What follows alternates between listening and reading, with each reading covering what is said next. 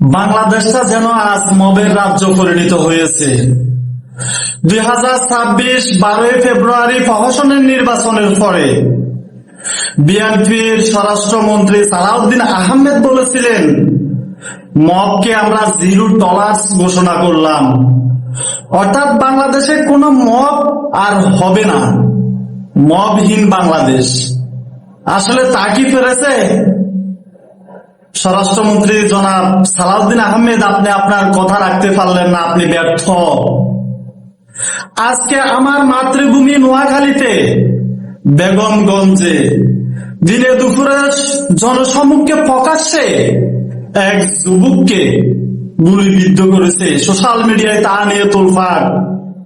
শুধু আজকে আমার নোয়াখালীতে হয়েছে তা না, প্রত্যেক দিন দৈনন্দিন প্রতিনিয়ত বাংলাদেশের 68,000 গ্রাম বাংলাতে, প্রত্যেকটা ওয়ার্ড, ইউনিয়ন, জেলা, উপজেলাতে প্রত্যেক দিন মব হচ্ছে, খুন হচ্ছে, ধর্ষণ হচ্ছে।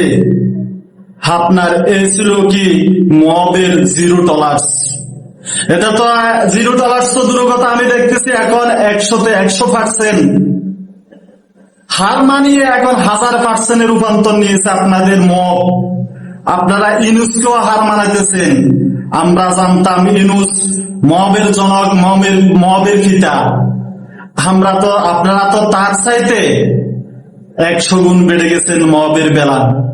অযথা মানুষকে ধরপাকড়, অযথা গ্রেপ্তার, হয়রানি, এই বাংলাদেশটাকে আপনারা যেন জিম্মি করতেছেন। কেন এই ফ্যাসিবাদী কায়েম করতেছেন?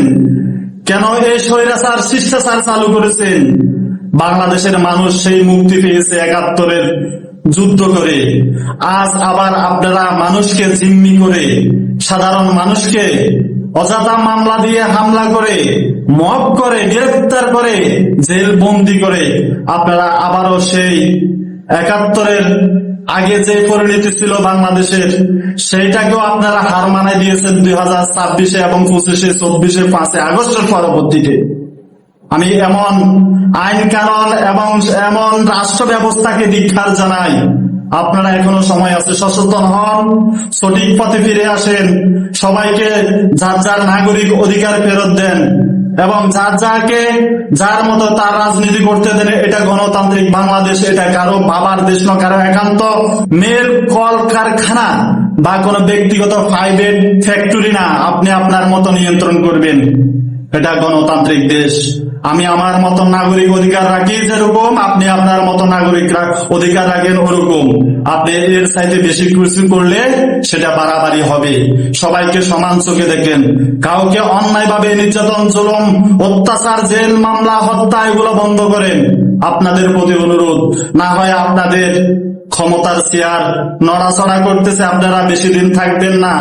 কারণ অন্যায়কারী বাদশা, অন্যায়কারী কখনো দীর্ঘস্থায়ী হয় না। সেই নিমিষ হয়ে যায়, তিনিশ হয়ে যায় অল্পতেই। কেননা বাংলার মানুষ লড়াই করে এ দেশ পেয়েছে, বাংলার মানুষ লড়াই করে স্বাধীনতা এনেছে। 30 লক্ষ শহীদ হয়েছে, 2 লক্ষ মা বোন ইজ্জত দিয়েছে।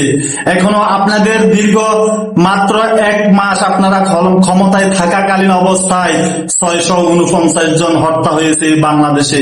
তাহলে সেটা স্বাধীনতার পরবর্তী আপনাদের আমলটাই হচ্ছে খুন, ধর্ষণ, হত্যা এবং মবের অন্যতম সময়।